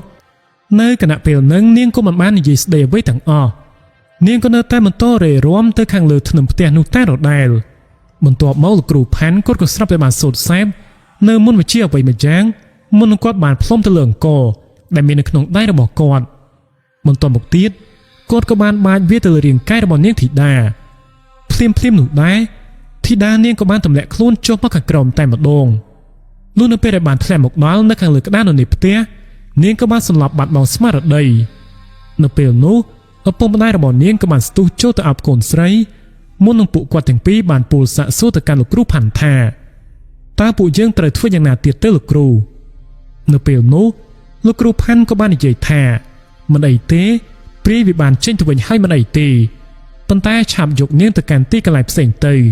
ព្រាយមីក្បាលនឹងបើទោះបីជាវាបានចេញពីរាងកាយរបស់នាងហើយក៏ពិតមែនប៉ុន្តែវាក៏នៅតែសន្ធិដ្ឋនៅលើផ្ទះនេះតែដដែលទេពួកយើងឆាប់នាំគ្នាចាក់ចេញទៅវិញសិនទៅក្រោយមកអ្នកភូមិក៏បានជួយគ្នាសែងយកធីតាទៅកាន់ទីកន្លែងផ្ទះមួយដែលស្ថិតនៅឆ្ងាយពីផ្ទះរបស់នាងប្រហែលជា30 ម៉ែត្រលុះនៅពេលដែលទៅដល់លោកគ្រូផាន់គាត់ក៏បានធ្វើទឹកមន្តរបស់គាត់ដាក់ចូលទៅក្នុងចានមួយបន្ទាប់មកក៏បានបញ្ច្រកឲ្យនាងផឹកចូលទៅក្នុងពោះហើយនៅពេលនោះដែរនាងក៏បានផឹករួចរាល់ហើយនាងក៏ស្រាប់តែបានក្អួតចេញមកនាងបានក្អួតចេញមកមានសុទ្ធសឹងតែឈាមកកជាដុំតែម្ដងឈាមពណ៌ខ្មៅមើលទៅវាពិតជាគួរឲ្យភ័យខ្លាចខ្លាំងណាស់នៅពេលនោះអ្នកភូមិក៏បានយកដៃទៅខ្ទប់មាត់ខ្ទប់ច្រមុះហើយនៅពេលដែលលោកមេភូមិមកដល់គាត់ក៏បានសាកសួរថាយ៉ាងមិនទៅហើយក្មេងស្រីតើនាងយ៉ាងមិនទៅហើយនៅគណៈពេលនោះលោកគ្រូផាន់គាត់ក៏បានតបទៅវិញថាមិនអីទេលោកមេភូមិមិនអីទេប៉ុន្តែនាងក៏ប្រហែលជាត្រូវចងខ្សែចង្កេះនិងស្រោចទឹករំដោះគ្រោះហើយទៅបានព្រាយវាបានចេញពីរាងកាយរបស់នាងក៏ពិតមែនប៉ុន្តែរាសីរបស់នាងគឺថាវាទាបខ្លាំងណាស់លុះឈានមកដល់ពេលរសៀលនៅថ្ងៃហ្នឹងគាត់ក៏បានស្រោចទឹករំដោះគ្រោះឲ្យនាងលោកគ្រូផាន់គាត់ក៏បានបន្តនិយាយទៀតថាចាំមើលជប់នេះខ្ញុំនឹងកំចាត់វិញ្ញាណរបស់ព្រាយមីក្បាលហ្នឹងប៉ុន្តែឥឡូវនេះពួកយើងត្រូវតែជួយក្មេងស្រីម្នាក់នេះជាមុនសិនមិនអីទេក្មេងស្រីដទៃទៀតក៏ដូចគ្នាដែរនៅក្នុងពេលរសៀលនេះត្រូវតែមកជួបជុំគ្នានៅខាងមុខផ្ទះរបស់លោកបងមេភូមិទាំងអស់នរណាដែលមានកូនស្រីដែលមានអាយុចាប់ពី9ទៅ14ឆ្នាំក៏ត្រូវតែយកមកកាន់ទីកន្លែងផ្ទះរបស់លោកមេភូមិចំណែកឯអ្នកណាដែលមានកូនស្រីដែលមានអាយុចន្លោះពី17ទៅ19ឆ្នាំក៏ត្រូវតែយកមកដែរប៉ុន្តែចំពោះក្មេងស្រីក្រមុំដែលមានអាយុប៉ុណ្ណឹងក៏ត្រូវតែយកមកនៅពេលវេលាម៉ោងប្រហែលជា7យប់ហើយក្មេងស្រីដែលមានអាយុពី9ទៅ14ឆ្នាំនេះនៅម៉ោង5ល្ងាចក៏ត្រូវតែយកមកដល់មុនគេនៅពេលនោះលោកមេភូមិគាត់ក៏បាននិយាយទៅកាន់លោកគ្រូផាន់ថាកាលពីដំបូងខ្ញុំស្មានតែវាអាចចូលមកសន្ធិដ្ឋបានតែចំពោះក្មេងស្រីណាដែលមានអាយុចន្លោះពី9ទៅ14ឆ្នាំទេតើហេតុអ្វីបានជាឥឡូវនេះក្មេងស្រីក្រមុំវាក៏អាចចូលទៅសន្ធិដ្ឋបានបែបនេះទៅវិញលោកគ្រូរំពេចភ្លាមនោះលោកគ្រូផាន់គាត់ក៏បាននិយាយចេញមកថាមូលហេតុនោះវាក៏ដោយសារតែវាបានចូលទៅសន្ធិដ្ឋនៅក្នុងខ្លួនរបស់នាងធីតាដែលនាងមានអាយុ18ឆ្នាំទៅហើយដូច្នេះហើយក្មេងស្រីដទៃទៀតវាក៏អាចឆ្លងទៅសន្ធិដ្ឋបានដូចតែគ្នាតែទាំងអស់ហ្នឹងនៅពេលដែលបានស្ដាប់ឮនៅការបកស្រាយរបស់លោកគ្រូផាន់ពួកអ្នកភូមិក៏បានយល់ទៅតាមពាក្យសម្ដីដែលគាត់បាននិយាយលុះឈានមកដល់ម៉ោងប្រហែលជា5កន្លះល្ងាចក្មេងស្រីដែលមានអាយុចន្លោះពី9ទៅ14ឆ្នាំពួកនាងក៏ត្រូវបានលោកគ្រូផាន់ស្រោចទឹករំដោះគ្រោះឲ្យទាំងអស់នៅទីកន្លែងខាងមុខផ្ទះរបស់លោកមេភូមិបន្ទាប់មកនៅម៉ោងប្រហែលជា7យប់ក្មេងស្រីក្រមុំដែលមានអាយុប្រហែលជា17ទៅ19ឆ្នាំនេះពួកនាងក៏បានមកម្ដងហើយក៏ត្រូវបានលោកគ្រូផាន់ស្រោចទឹករំដោះគ្រោះឲ្យលុះនៅពេលដែលពិធីត្រូវបានបញ្ចប់រួចរាល់លោកគ្រូផាន់គាត់ក៏បាននិយាយថាឥឡូវនេះគាត់ត្រូវចេញទៅកាន់ទីកន្លែងផ្ទះថ្មីនឹងហើយដើម្បីទៅកំចាយវិញ្ញាណមួយនឹងឲ្យបានតើមាននរណាចង់ចេញទៅជាមួយនឹងគាត់ដែរឬមួយក៏អត់នៅពេលនោះអ្នកភូមិពួកគាត់ក៏បានធ្វើការបដិសេធគ្រប់គ្នាតែម្ដងមិនមាននរណាហ៊ានចេញទៅជាមួយនឹងគាត់ឡើយមានតែលោកពូឈួនព្រមជាមួយនឹងលោកមេភូមិតែប៉ុណ្ណោះដែលពួកគាត់បាននិយាយថាពួកគាត់ហ៊ានចេញទៅជាមួយនឹងលោកគ្រូផាន់លុះក្រោយមកពួកគាត់ទាំង3នាក់នោះក៏បានធ្វើដំណើរសម្ដៅទៅកាន់ទីកន្លែងផ្ទះរបស់លោកពូឈួនលុះនៅពេលដែលបានធ្វើដំណើរទៅដល់លោកគ្រូផាន់គាត់ក៏បានចងខ្សែសីមារបស់គាត់បន្ទាប់មកក៏អ្នកគ្រប់គ្នាចូលទៅក្នុងរង្វង់ខ្សែសីមានោះតែម្ដងបន្ទាប់មកទៀតគាត់ក៏បានសូត្រសែបនៅមុនវិជារបស់គាត់ដើម្បីអន្តងហៅព្រាយមីក្បាលនឹងឲ្យវាចេញមកបង្ហាញខ្លួនហើយបន្ទាប់មកមិនយូរពួកគាត់ទាំង3នាក់ក៏ស្រាប់តែបានមើលឃើញព្រាយមីក្បាលនោះកំពុងតែអង្គុយនៅខាងលើដំបូលផ្ទះថ្មីនោះតែម្ដង ព្រាមីក្បាលនឹងវាក៏បាននិយាយថាយើងប្រាប់ឯងហើយប្រាប់ទៀតឯកញ្ចាស់យើងប្រាប់កុំឲ្យឯងមកតែឯងនៅតែរឹងទទឹងនៅតែចង់ចូលមកចាត់ការយើងឯងស្មានថាយើងមិនអាចសម្លាប់ឯងបានតែមែនទេលោកគ្រូផាន់គាត់ស្ដាប់លើបែបនឹងហើយគាត់ក៏មិនបានខ្លោបខ្លាចវានោះដែរនៅពេលនោះលោកគ្រូផាន់គាត់ក៏បាននិយាយចេញមកថានាងឯងឲ្យយើងចាប់តាមស្រួលទៅបើមិនដូច្នេះទេប្រយ័ត្នឈឺសាច់វើយបានស្ដាប់លើបែបនឹងហើយព្រាមីក្បាលនឹងវាក៏បានតបមកវិញថាបើសិនជាឯងខ្លាំងគ្រាន់បើមែនឯងឆាប់ចេញមកខាងក្រៅរង្វង់ខ្សែសីមាគុំរបស់ឯងភ្លាមទៅលោកគ្រូផាន់លុះនៅពេលដែលបានស្ដាប់លើបែបនឹងគាត់ក៏មានអាការៈច្រឡោតហើយក៏បានភ្លេចភ្លាំងស្មារតីចាក់ចេញទៅខាងក្រៅខ្សែសីមាមុននឹងគាត់បាននិយាយចេញមកថាយើងមិនខ្លាចឯងទេ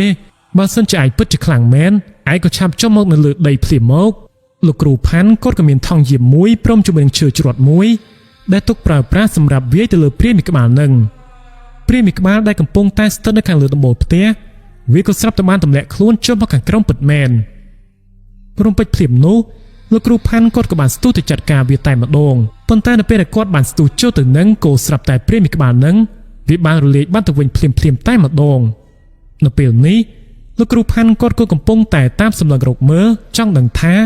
តើព្រាមីក្បាលនឹងវាបានចេញមកបង្ហាញខ្លួននៅត្រង់ទីកន្លែងណាទៀតហើយប៉ុន្តែគាត់មើលមិនឃើញនោះទេនៅគណៈពេលហ្នឹងលោកអមេភូមិគាត់ក៏បានស្រែកចេញមកថាលោកគ្រូប្រយ័ត្នផងវាកំពុងតែស្ថិតនៅខាងក្រោយខ្នងលោកគ្រូផាន់គាត់ក៏បានបែរមុខមកវិញហើយក៏បានប្រើប្រាស់ឈើជ្រត់របស់គាត់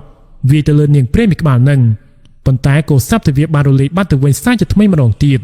លោកគ្រូផាន់ឥឡូវនេះគាត់ក៏ពិបាកនៅក្នុងការចាត់ការទៅលើវាខ្លាំងណាស់មិនដឹងថាវាបានរលាយខ្លួននៅទីកន្លែងណាទៀតនោះឡើយព្រាមីក្បាលនេះវាពូកែនិងមានភាពរហ័សយុទ្ធមែនទែននៅគណៈពេលហ្នឹងក៏ស្រាប់តែលោកគ្រូផាន់គាត់ក៏បានជ្រុះឈើជ្រត់ចេញពីដៃដោយចៃដន្យព្រៀបហាក់ដូចជាមានអ្វីមួយយ៉ាងបានមកប៉ះដៃរបស់គាត់រហូតធ្វើឲ្យគាត់ត្រូវជ្រុះឈើជ្រត់ចេញពីដៃយ៉ាងអញ្ចឹងទៅនៅគណៈពេលនោះលោកគ្រូផាន់គាត់ពិតជាមានការខឹងសម្បាមែនទែនភ្លាមនោះគាត់ក៏បានស្រែកចេញមកថាយឺបើសិនជានាងឯងខ្លាំងមែនឆាប់ចេញមកបង្ហាញខ្លួនមកកុំលេងបិទពួនជាមួយនឹងយើងអីឆាប់ចេញមកតតាំងគ្នាភ្លាមមកនៅគណៈពេលហ្នឹងវាក៏ស្រាប់តែនាងព្រាមីក្បាលនោះ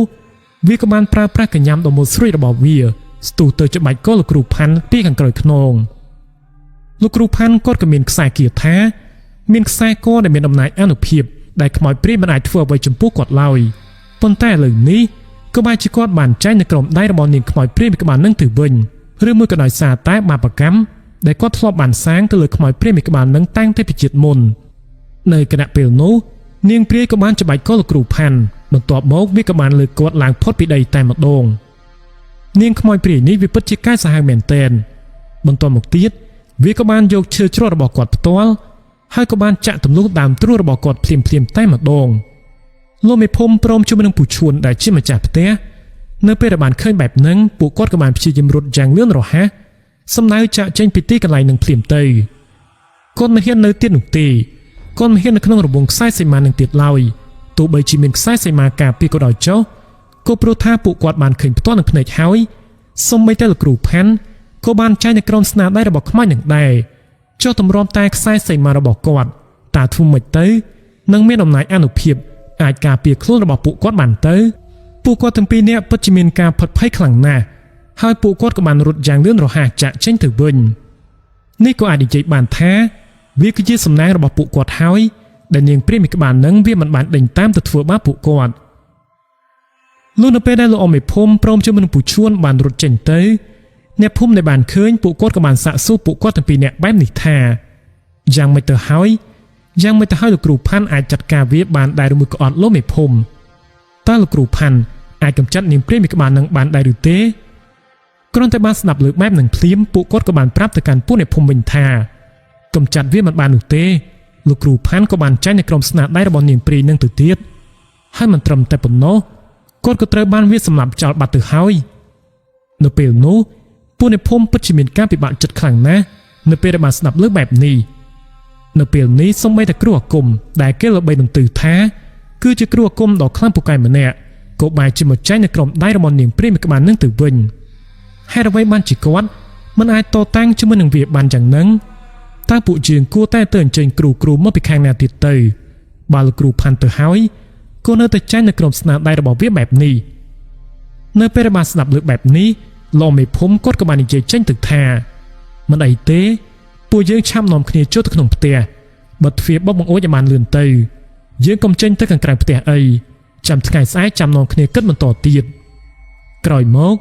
នៅគណៈពេលដែលពួកគាត់កំពុងតែចូលទៅសម្រាកនឹងក៏ស្រាប់តែសម្លេងរបស់នាងព្រាយនោះវាក៏បានសោកចេញមកឡើងលាន់ឮពីពេញភូមិតែម្ដងនាងព្រាយវាក៏បានស្រែកចេញមកថាពួកឯងចង់ចាត់ការយើងណាស់តែមែនទេពួកឯងស្មានតែអាចយកឈ្នះយើងបានតែមែនទេចង់តែហៅគ្រូមកពីណាក៏យើងមិនខ្លាចដែរពួកឯងហៅគ្រូខ្លាំងយ៉ាងណាក៏ដោយក៏យើងមិនខ្លាចដែរនៅពេលដែលអ្នកភូមិបានស្ដាប់លើនូវសម្លេងមួយនេះពួកគាត់ខ្លះក៏បានរៀកនោមនិងមានអាការៈញាក់ញ័រប្រៀបដូចជាកូនសត្វចឹងអញ្ចឹងនិយាយគំរាមបែបនេះចប់ហើយវាក៏បានហោះហើរពីផ្ទះមួយទៅកាន់ផ្ទះមួយទៀតដោយមិនមានអារម្មណ៍កោតក្រែងអ្វីទាំងអស់ហើយមិនត្រឹមតែប៉ុណ្ណោះនៅក្នុងដៃរបស់វាក៏មានកាន់ក្បាលរបស់លោកគ្រូផាន់ថែមទៀតផងវាក៏បានកាន់ក្បាលរបស់លោកគ្រូផាន់ហោះទៅវិញទៅមកដើម្បីឲ្យអ្នកភូមិបានឃើញថាលោកគ្រូអាគមដ៏ខ្លាំងពូកែម្នាក់នេះគាត់ក៏ត្រូវបានវាសម្លាប់និងកាត់ក្បាលបានបាត់ទៅហើយនៅគណៈពេលដែលវាកំពុងតែហោះហើរទៅវិញទៅមកនេះទស្សនភាពវាពិតជាគួរឲ្យភ័យខ្លាចខ្លាំងមែនទែនគួបផ្សំជាមួយនឹងនៅក្នុងដៃរបស់វាក៏មានក្បាលរបស់លោកគ្រូផាន់ទៀតនរណាទៅដែលថាមើលអន្ទត់ញាក់ញ័រនោះបន្ទាប់មកព្រាមីក្បាលនឹងវាក៏បានហោះសម្ដៅទៅឈរនៅចំពីលើដើមអំពិលមួយដើមហើយក៏បានស្រែកបញ្ចេញសំឡេងយ៉ាងគួររន្ធត់មុនពេលដែលវាបានត្រឡប់ទៅកាន់ទីកន្លែងផ្ទះថ្មីដែលមានសាកសពរបស់លោកគ្រូផាន់កំពុងតែស្ថិតនៅក្បែរនឹងបន្ទាប់មកអ្នកភូមិក៏បានទៅយកសាកសពរបស់លោកគ្រូផាន់ដើម្បីយកទៅធ្វើបុណ្យឲ្យបានត្រឹមត្រូវដោយសារតែលោកគ្រូផាន់នេះពួកគាត់ក៏មិនដឹងថាគាត់គឺជាអ្នកស្រុកមកពីខាងណានោះទេគាត់តែងតែដើររសាត់ដណ្ដែតពីពេញនឹងមិនដឹងថាមានសាច់ញាតិបងប្អូននៅទីណានោះឡើយលុះនៅពេលដែលទៅយកសាកសពរបស់លោកគ្រូផាន់ក៏ឃើញថាសពរបស់គាត់វាមិនមានក្បាលរបស់គាត់នោះទេចំពោះរឿងនេះក៏មិនដឹងថានាងព្រាយមីក្បាលនឹងវាបានយកក្បាលរបស់លោកគ្រូផាន់ទៅលាក់ទុកនៅទីកន្លែងណានោះឡើយនៅពេលនេះអ្នកភូមិពួកគាត់ពិតជាមានការពិបាកចិត្តខ្លាំងណាស់បើសិនជាវាអាចយកក្បាលរបស់លោកគ្រូផាន់យកទៅបានហើយពួកគាត់យកសាកសពទៅបូជាបើមិនមានក្បាលបែបនេះពលឹងរបស់លោកគ្រូផាន់ក៏ច្បាស់ជាមិនអាចទៅកាន់ទីសុគតិភពបានឡើយនៅពេលនោះវិញ្ញាណរបស់គាត់ក៏នឹងនៅវិលវល់លោកមិនឡាយអ្នកភូមិមិនខុសអីពីពពួកខ្មោចព្រាយនឹងឡើយចំពោះរឿងនេះតើពួកគាត់ត្រូវដោះស្រាយដោយរបៀបណាទៅប៉ុន្តែទោះបីជាយ៉ាងនឹងក៏ដោយក៏មិនអាចទុកសាកសពរបស់គាត់ឲ្យនៅស្អុយរលួយទីកន្លែងនឹងបាននោះទេបន្ទាប់មកពួកអ្នកភូមិក៏បានយកសាកសពរបស់គាត់មកធ្វើបុណ្យបូជាទៅតាមប្រពៃណីសាសនាហើយក្រោយមកទៀតលុះរហូតឈានមកដល់ពេលយប់ពួកអ្នកភូមិក៏បាននាំគ្នាឡើងទៅខាងលើផ្ទះតាំងតែពីម៉ោងមិនទាន់ទៅពេលយប់មកម្លេះអ្នកភូមិពួកគាត់ពិតជាមានអារម្មណ៍ភ័យខ្លាចចំពោះនាងព្រាយមីក្បាលនឹងខ្លាំងណាស់ហើយនៅក្នុងពេលយប់នាងព្រាយមីក្បាលនឹងវាក៏បានធ្វើដូចជាពេលរាល់យប់កន្លងមកយ៉ាងអញ្ចឹងវាបានហោះហើរពីទីកន្លែងមួយទៅកាន់ទីកន្លែងមួយនៅក្នុងដៃរបស់វាក៏មានក្បាលរបស់លោកគ្រូផាន់ទៀតហើយអ្នកភូមិម្នាក់មិនមាននរណាហ៊ានប្រឈមមុខជាមួយនឹងវាឡើយអ្នកភូមិបាននាំគ្នាបិទទ្វារបិទបង្អួចចូលសម្រាកមិនហ៊ានទាំងក្អកទាំងក្រហមឡើយពេលវេលាក៏ចេះតែកន្លងផុតទៅមុខជ្រៃរឿយបាននិយាយអំពីរឿងហេតុដែលបានកើតឡើងនៅក្នុងភូមិឈើត្រែងនេះដំណឹងនេះវាក៏បានលេចលឺទៅដល់លោកគ្រូកៃគាត់បានដឹងដោយសារតែវាមានមនុស្សម្នាក់បានយកដំណឹងនេះទៅជម្រាបប្រាប់លោកគ្រូកៃអ្នកភូមិបាននិយាយអំពីសាច់រឿងដែលបានកើតឡើងចំពោះគាត់ហើយបន្ទាប់មកលោកគ្រូកៃគាត់ក៏បាននិយាយថាមួយរយៈនេះគាត់រវល់ខ្លាំងណាស់ហើយឯណាមួយរងចាំមើលសិនទៅក្រែងលោវាមានគ្រោះគុំណាផ្សេងទៀតដែលគេនឹងចូលទៅចាត់ការឲ្យព្រោះថាបើសិនជាពឹងតែគាត់ម្នាក់ឯងនោះវាក៏មិនអាចនោះដែរ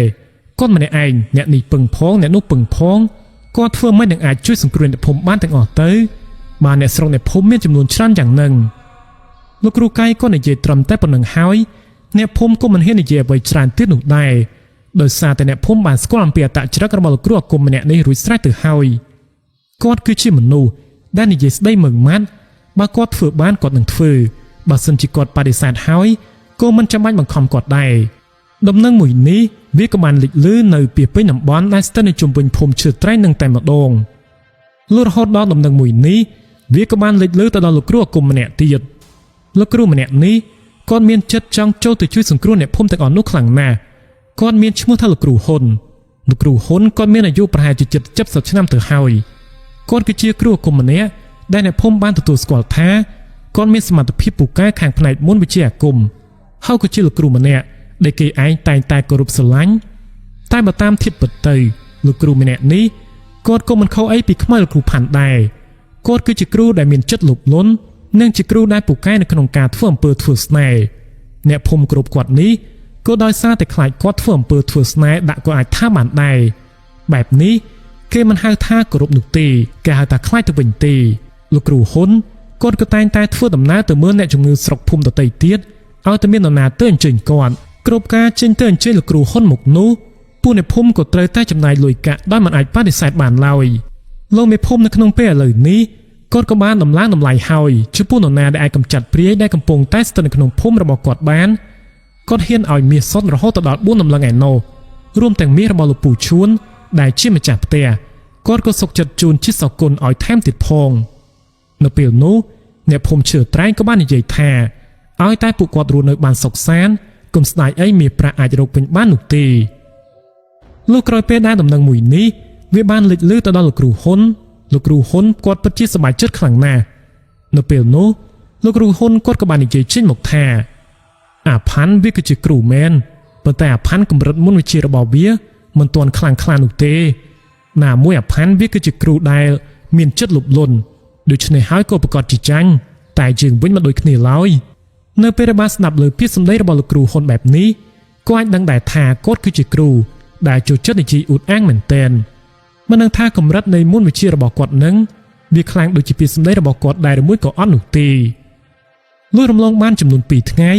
លោកគ្រូហ៊ុនគាត់ក៏បានធ្វើដំណើរទៅដល់ភូមិឈើត្រែងលុះនៅពេលដែលបានទៅដល់ហើយលោកគ្រូហ៊ុនគាត់ក៏បានសាកសួរពីផ្ទះដែលថាមានវិញ្ញាណព្រាយកំពុងតែស្ថិតនៅនោះបន្ទាប់មកលោកមេភូមិគាត់ក៏បានជួលលោកគ្រូទៅកាន់ទីកន្លែងផ្ទះថ្មីរបស់ពូឈួននោះតែម្ដងទៅលុះនៅពេលដែលបានទៅដល់លោកគ្រូហ៊ុនក៏ស្រាប់តែគាត់បាននិយាយចេញមកថាវាបានលាក់ក្បាលរបស់អាផាន់មែនទេវាអាចយកក្បាលរបស់អាផាន់លាក់បានតើមែនទេហ៎រំពេចភ្លាមនោះលោកមេភូមិគាត់ក៏បានឆ្លើយតបទៅវិញថាត្រូវឲ្យលោកគ្រូវាបានលាក់ក្បាលរបស់លោកគ្រូផាន់បាត់ទៅហើយបើសិនជាវាអាចលាក់ក្បាលរបស់អាផាន់បានពិតមែនគម្រប់7ថ្ងៃវាក៏នឹងមានវិញ្ញាណខ្មោចមួយទៀតហើយខ្មោចនោះវាគឺជាក្បាលរបស់អាផាន់នឹងឯងដូច្នេះហើយពួកយើងត្រូវតែរកក្បាលរបស់វាឲ្យឃើញឲ្យបានមុន7ថ្ងៃបើមិនដូច្នោះទេភូមិស្រុកមួយនេះវាក៏នឹងវឹកវរជាងនេះជាក់ជាមិនខានគ្រាន់តែបានស្ដាប់លើពាក្យសម្ដីរបស់លោកគ្រូហ៊ុនបែបនេះហើយលោកមេភូមិព្រមជាមួយនឹងពូឈួនពួកគាត់ក៏បានពិបាកចិត្តកាន់តែខ្លាំងឡើងមួយកម្រិតបន្ទាប់មកពួកគាត់ក៏បានពោលសាកសួរទៅកាន់លោកគ្រូហ៊ុនបែបនេះថាតើពួកយើងអាចឡើងទៅខាងលើផ្ទះដើម្បីរកមើលក្បាលរបស់លោកគ្រូផាន់ដែរឬមួយក៏អត់ទេលោកគ្រូនៅពេលនោះលោកគ្រូហ៊ុនគាត់ក៏បាននិយាយចេញមកថាយើងអាចឡើងបានប៉ុន្តែពួកឯងទៅ2នាក់ឡើងមិនបាននោះទេបើសិនជាមាននរណាម្នាក់ហ៊ានឡើងក៏ច្បាស់ណាស់ថាវានឹងចូលទៅសន្ធិដ្ឋទៀតជាក់ជាមិនខានឡើយលុះក្រោយមកលោកគ្រូហ៊ុនគាត់ក៏បានឡើងទៅខាងលើផ្ទះថ្មីរបស់លោកពូឈួន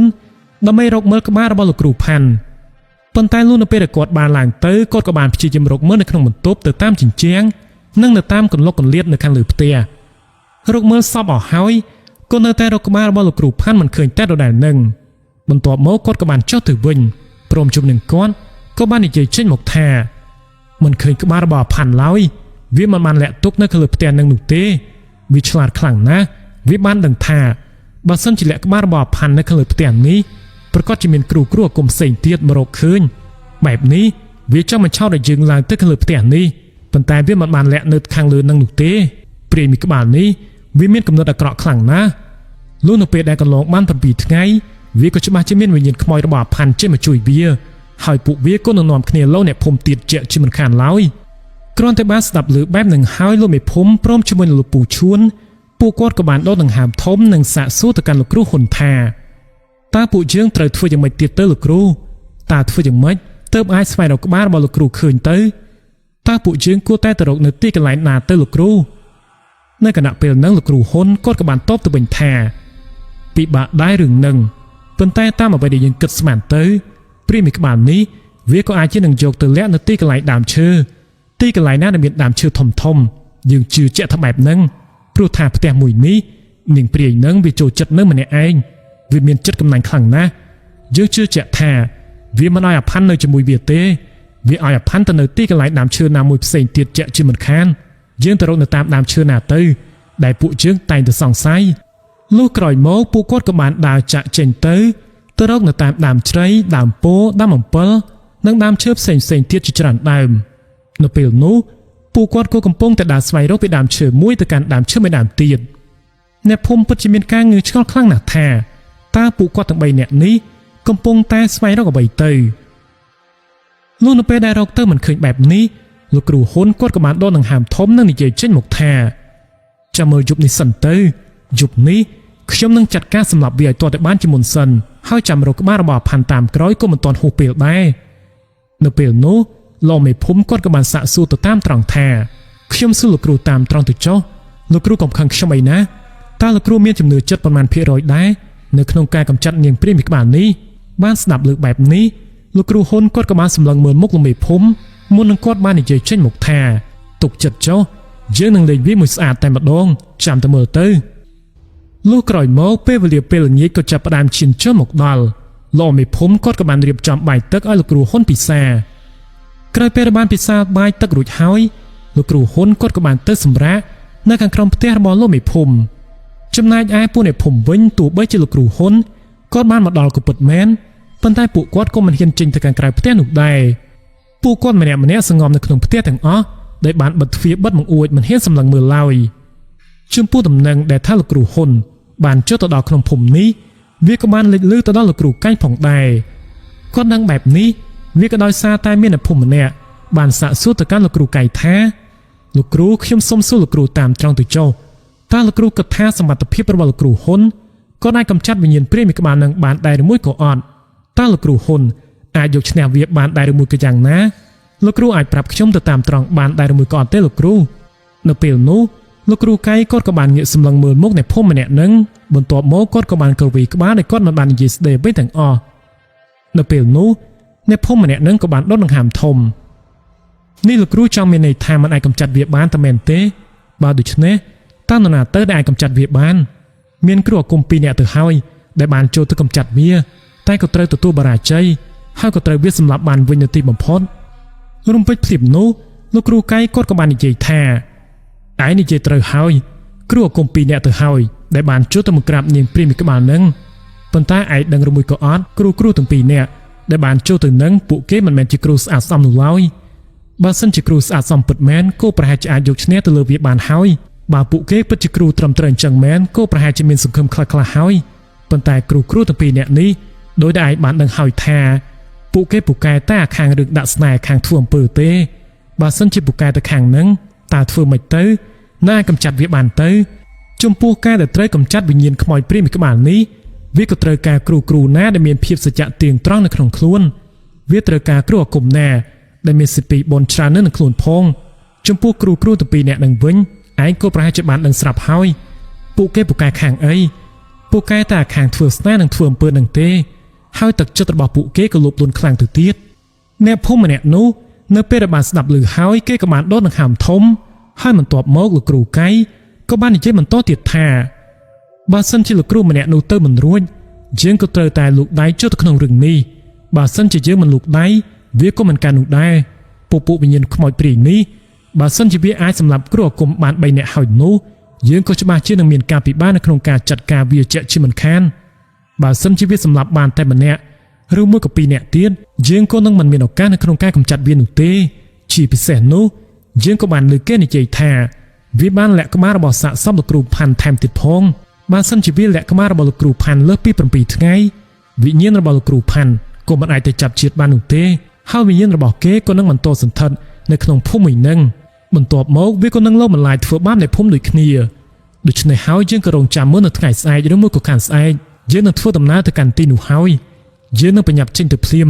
ធ្វើយ៉ាងណាទៅឲ្យបានមុនពេល7ថ្ងៃព្រោះថាឥឡូវនេះវាក៏ទើបតែនឹងបាន 3-4 ថ្ងៃតែប៉ុណ្ណោះមិនទាន់យឺតពេលនោះទេអ្នកភូមិម្នាក់នឹងនៅពេលដែលបានស្ដាប់ឮថាលោកគ្រូកែគាត់ប្រុងតែនឹងលូកដៃចូលទៅក្នុងរឿងនេះគេពិតជាសប្បាយចិត្តមែនទែនគេទុកចិត្តគេជឿជាក់ទៅលើស្នាដៃរបស់លោកគ្រូកែតែម្ដងលោកគ្រូកែគាត់គឺជាគ្រូដែលមិនចេះនិយាយអួតអាងជាគ្រូដែលមិនទាមទារលុយកាក់មាសប្រាក់អ្វីនោះទេមិនមានចិត្តលោភលន់ជាគ្រូដែលប្រកាន់នូវសច្ចៈទៀងត្រង់ គាត់មានសម្ពាធបនខ្ពស់ខ្លាំងណាស់ដូច្នេះហើយគាត់ក៏ប្រកាសជាអាចយកឈ្នះទៅលើនាងព្រាយមីក្បាលនោះបានអ្នកភូមិបានជឿជាក់ទៅលើគាត់ 100% តែម្ដងបើយើងក្រឡេកទៅមើលលោកគ្រូហ៊ុនវិញឥឡូវនេះគាត់ក៏កំពុងតែធ្វើដំណើរទៅកាន់ទីកន្លែងផ្ទះថ្មីដែលថាមានព្រាយកំពុងតែស្ថិតនៅនោះចំពោះការចេញទៅលើកនេះពូឈួនព្រមជាមួយនឹងលោកមេភូមិពួកគាត់ក៏បានចេញទៅជាមួយដែរចំណែកឯប្រពន្ធកូនរបស់លោកមេភូមិនៅលោកពូឈួនវិញពួកគាត់ក៏បានហាមឃាត់មិនឲ្យប្តីចេញទៅជាមួយនឹងលោកគ្រូហ៊ុនឡើយដោយសារតែមានការខ្លាចក្រែងថាវាអាចជានឹងមានគ្រោះថ្នាក់ទៅដល់ពួកគាត់ប៉ុន្តែនៅពេលនោះគាត់ក៏បានគិតរួចហើយថាបើសិនជាគាត់ដែលជាម្ចាស់ផ្ទះនិងម្ចាស់ភូមិមិនហ៊ានចេញទៅមើលជាមួយនឹងលោកគ្រូហ៊ុនវាក៏ហាក់បីជាមិនសូវសមតតែសោះមិនអាចជឿអ្វីគាត់បានចឹងហើយណាក៏គ្រាន់តែមានគ្នាទៅផ្ដល់ជាកម្លាំងចិត្តគាត់ក៏បានដែរនៅពេលនោះពួកគាត់ទាំងពីរនាក់ក៏បានដើរទៅតាមពីក្រោយលោកគ្រូហ៊ុនលុះនៅពេលដែលបានធ្វើដំណើរទៅដល់ក៏ឃើញថានាងព្រាយមីក្បាលនឹងវាក៏កំពុងតែអង្គុយនៅខាងលើដំបូលផ្ទះរងចាំពួកគាត់រួចជាស្រេចនាងព្រាយវាបានស្រែកចេញមកពីខាងលើដំបូលផ្ទះចេញមកថាឯទៅណាទៀតហើយអាកញ្ចាស់ទើបតែស្លាប់អាម្នាក់នោះអត់រៀងទីអីឯងគិតថាយើងមិនអាចសម្លាប់ឯងបានតែមែនទេកុំចង់មកបណ្ដឹងយើងឲ្យសោះនេះជាផ្ទះរបស់យើងនៅហើយយើងមិនទៅណាវិញចដាច់ខាតឯងកុំគិតថាមកចាត់ការយើងបានឲ្យសោះនៅពេលនោះលោកគ្រូហ៊ុនគាត់ក៏បាននិយាយតបទៅកាន់នាងព្រាយនោះវិញថានាងឯងសម្លាប់មនុស្សនាងឯងចុះមកធ្វើឲ្យអ្នកភូមិរស់នៅមិនបានសុខនាងឯងមិនខ្លាចមិនបានទៅចាប់ជាតិទេឬព្រាយមីក្បាលនឹងវាក៏បាននិយាយតបទៅកាន់លោកគ្រូហ៊ុនវិញថាចុះឯងនឹងស្មានថាឯងនឹងល្អប៉ុណ្ណាទៅអាកញ្ចាស់ស្មានតែយើងមិនដឹងមែនទេឯងធ្លាប់បានសម្លាប់មនុស្សមិនតិចជាង20នាក់នោះឡើយ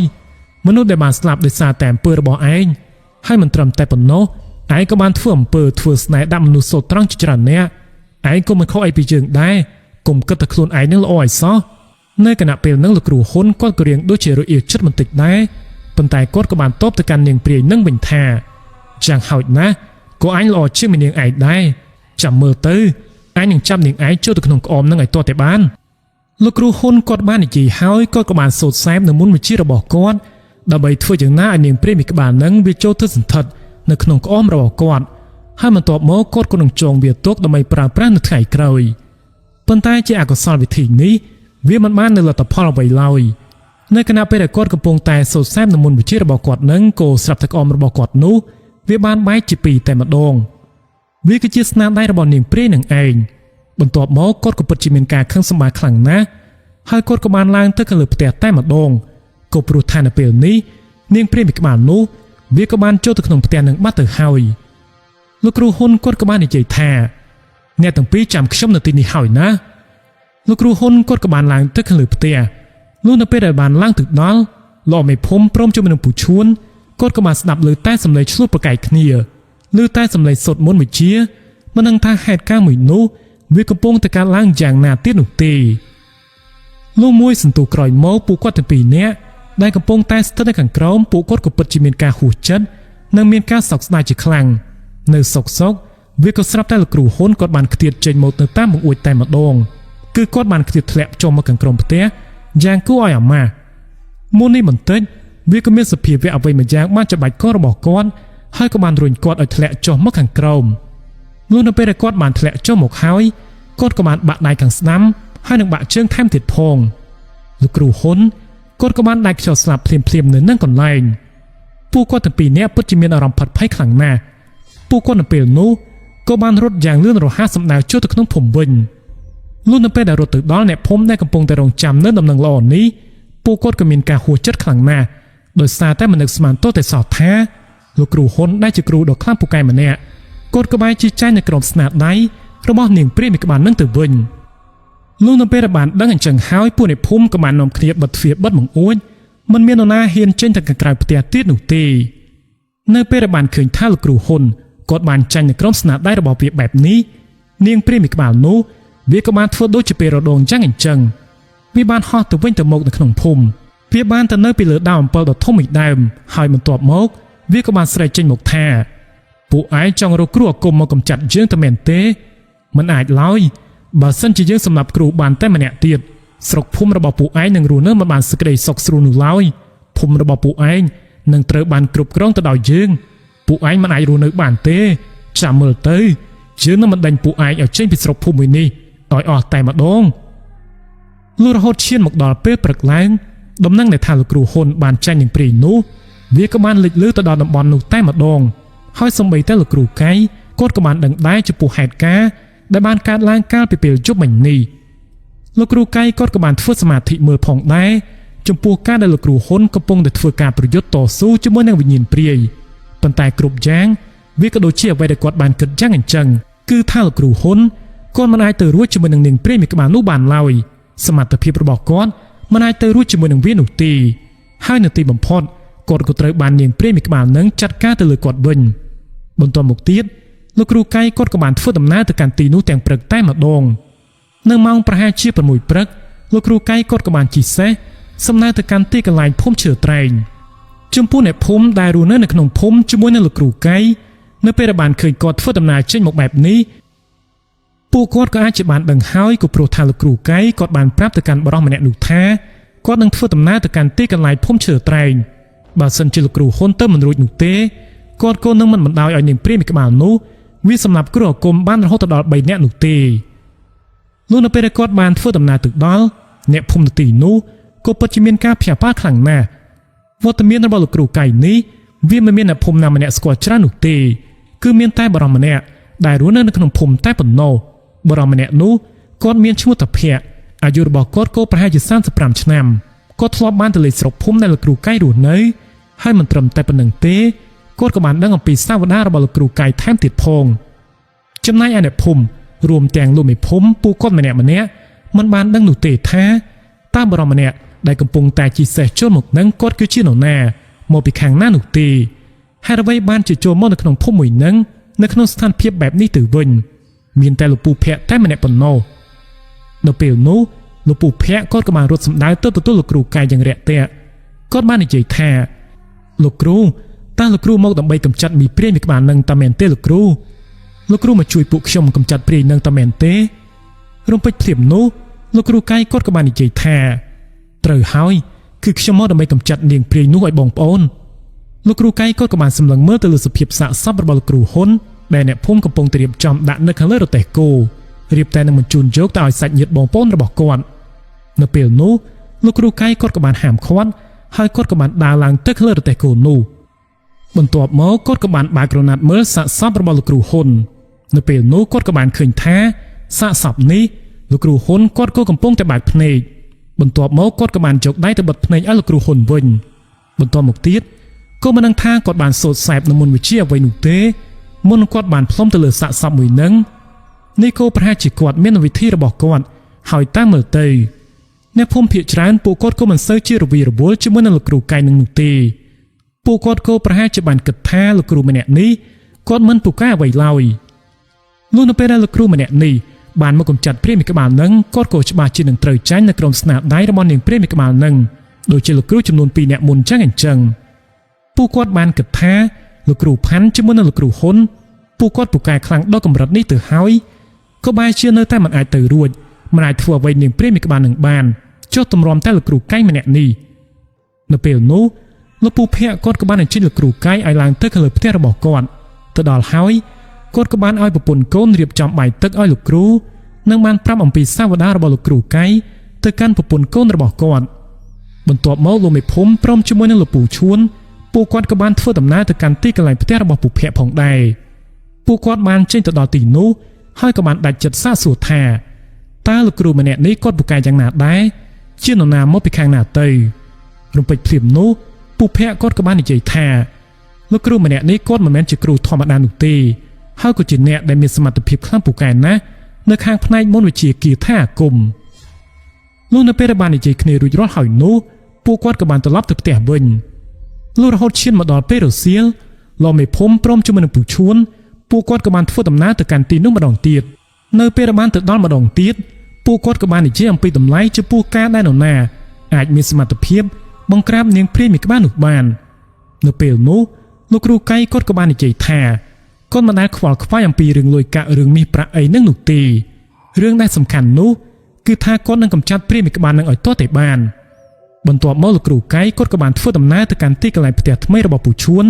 ដោយមានពូភ័ក្រជាអ្នកចេញទៅជាមួយគាត់នៅពេលនោះ លោកមេភូមិនិងពូឈួនពួកគាត់មិនហ៊ានចេញទៅកាន់ទីនោះទៀតនោះទេមានតែលោកពូភ័ក្រតែម្នាក់ប៉ុណ្ណោះដែលមានការទុកចិត្តទៅលើលោកគ្រូអាគមម្នាក់នេះលុះឈានមកដល់ពេលក្បាលប្រឡូបលោកគ្រូកៃគាត់ក៏បានឡើងចុះទៅលើផ្ទះមួយនឹងទៅវិញទៅមកបន្ទាប់មកលោកគ្រូកៃគាត់ក៏បានយកខ្សែអំបោះរបស់គាត់ទៅចងនៅតាមសសរផ្ទះទាំងអស់គាត់ចងដើម្បីឲ្យព្រាយមួយក្បាលនឹងវាចេញមកពីផ្ទះមិនឲ្យសន្ធិដ្ឋនៅបន្តទៀតឡើយបន្ទាប់មកគាត់ក៏បានឡើងទៅខាងលើផ្ទះដោយឲ្យពូភ័ក្រនៅខាងក្រោមមិនដឹងថាគាត់បានឡើងទៅធ្វើពិធីអ្វីនោះឡើយលុះកន្លះម៉ោងក្រោយមកទៀតទើបគាត់បានចុះមកខាងក្រោមវិញនៅពេលនោះគាត់ក៏បាននិយាយថាបន្តិចទៀតនេះវានឹងចេញមកហើយវាកំពុងតែពិបាកនៅក្នុងខ្លួនដោយមិនអាចសន្ធិដ្ឋនៅក្នុងផ្ទះនេះបានក្រោយមកលុះនៅពេលដែលមេឃចាប់ផ្ដើមងងឹតគ្រប់យ៉ាងវាក៏ដូចជាអ្វីដែលលោកគ្រូកៃគាត់បាននិយាយលើកឡើងចឹងអញ្ចឹងសំឡេងរបស់ព្រាយដែលវាកំពុងតែក្តៅក្រហល់ក្រហាយនៅក្នុងខ្លួនដោយមិនអាចស្ថិតនៅក្នុងផ្ទះមួយនោះបានវាក៏បានស្រែកបន្លឺសំឡេងលាន់ឮពេញភូមិតែម្ដងនៅពេលនោះបន្ទាប់មកទៀតវាក៏បានហោះចេញមកតែម្ដងនៅគណៈពេលនោះដោយសភាពរបស់វាកំពុងតែប្រកាច់ប្រកិនលោកគ្រូកៃគាត់ក៏បានយកក្រណាត់យ័ន្តដែលមានអក្សរអ្វីមួយយ៉ាងយកមកអានបន្ទាប់មកក៏ឃើញថានាងព្រាយមួយក្បាលនោះវាក៏កាន់តែប្រកាច់ទៅគាត់ក៏បានយកក្រដាសនោះទៅបោះនៅពីលើរាងកាយរបស់នាងព្រាយរហូតធ្វើឲ្យព្រាយមួយក្បាលនោះវាបានរលាយបាត់ទៅវិញនៅចំពោះមុខហេតុការណ៍មួយនេះពូភ័ក្រគាត់ក៏បានសម្លឹងមើលដោយមិនហ៊ានដាក់កែវភ្នែកនោះទេបន្ទាប់មកលោកគ្រូកៃគាត់ក៏បាននិយាយចេញមកថាវាបានរលាយហើយវិញ្ញាណរបស់វាត្រូវបានរលាយបាត់ទៅហើយឥឡូវនេះធ្វើយ៉ាងណាក៏ត្រូវតែរកក្បាលរបស់លោកគ្រូផាន់ឲ្យឃើញរកក្បាលគាត់ឃើញហើយចាំគិតគ្នាបន្តទៀតនៅពេលនោះលោកគ្រូកៃគាត់ក៏បានបបួលពូភ័ក្រឲ្យចូលទៅក្នុងភូមិដើម្បីស្វែងរកដើមឈើណាដែលនាងព្រាយមួយក្បាលនឹងបានលាក់ក្បាលរបស់លោកគ្រូផាន់នៅគណៈពេលដែលគាត់កំពុងតែកាន់ភ្លើងចន្លុះដើរជាមួយនឹងលោកពូភ័ក្រចូលទៅក្នុងភូមិនឹងពួកអ្នកភូមិម្នាក់ពិតជាមានការភ្ញាក់ផ្អើលមែនទែនមិនដឹងថាហេតុអ្វីបានជាលោកគ្រូម្នាក់នេះគាត់មិនស្លាប់ហេតុអ្វីបានជាធ្វើដំណើរចូលទៅក្នុងភូមិវិញបែបនេះនៅពេលនោះពួកគាត់ក៏បានដើរទៅដល់ទីកន្លែងដើមអំពិលដ៏ធំមួយហើយលោកគ្រូកៃក៏បាននិយាយទៅកាន់លោកពូភ័ក្រថាក្បាលរបស់គាត់ប្រកាសជានៅទីកន្លែងនេះហើយក្បាលនោះវាលាក់ទុកនៅកម្ពស់ប្រហែលជា2ម៉ែត្រកន្លះតើឯងហ៊ានឡើងទៅយកដែរឬមួយក៏អត់នឹងបើឯងហ៊ានឆាប់ឡើងទៅយកភ្លាមមកលុះនៅពេលដែលពូភ័ក្របានឡើងទៅដល់គាត់ក៏បានឃើញក្បាលរបស់លោកគ្រូផាន់ស្ថិតនៅត្រង់ទីកន្លែងនោះពិតមែនប៉ុន្តែអ្វីដែលគួរឲ្យចម្លែកនោះ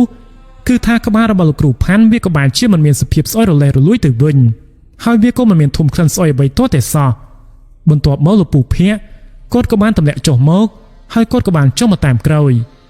នៅគណៈពេលហ្នឹងលោកគ្រូកៃគាត់ក៏បានយកកណាត់អ្វីមួយយ៉ាងទៅរុំនៅពីលើក្បាលរបស់លោកគ្រូផាន់បន្ទាប់មកពួកគាត់ក៏បាននាំគ្នាដើរចេញទៅក្រៅភូមិហើយលោកគ្រូកៃក៏បានបញ្ជាឲ្យពូភ័ក្រជីករណ្ដៅនិងបញ្ចុះក្បាលសាកសពរបស់លោកគ្រូផាន់ឲ្យបានត្រឹមត្រូវ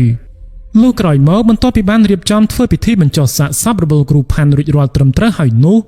ពួកគាត់ក៏បានធ្វើដំណើរត្រឡប់ចូលទៅក្នុងភូមិវិញលុះព្រឹកឡើងលោកគ្រូកៃគាត់ក៏បានធ្វើដំណើរត្រឡប់ទៅកាន់ស្រុករបស់គាត់វិញតាំងតែពីព្រឹកប្រហៀមតែម្ដងហើយចំពោះរឿងលុយកាក់ទ្រព្យសម្បត្តិគាត់ក៏មិនបានអើពើយកមកទុកនោះទេមានតែលោកពូភ័ក្រតែម្នាក់ប៉ុណ្ណោះដែលបានយករឿងដែលថាលោកគ្រូកៃបានកំចាត់នាងព្រាយមួយក្បាលនោះបានសម្រេចយកទៅនិយាយប្រាប់លោកមេភូមិលោកពូឈួនដែលជាម្ចាស់ផ្ទះព្រមជាមួយនឹងបងប្អូនអ្នកភូមិឈើត្រែងឲ្យបានជ្រាបដឹងគ្រប់គ្នានិងលែងមានអារម្មណ៍ផាត់ភ័យបន្តទៅទៀត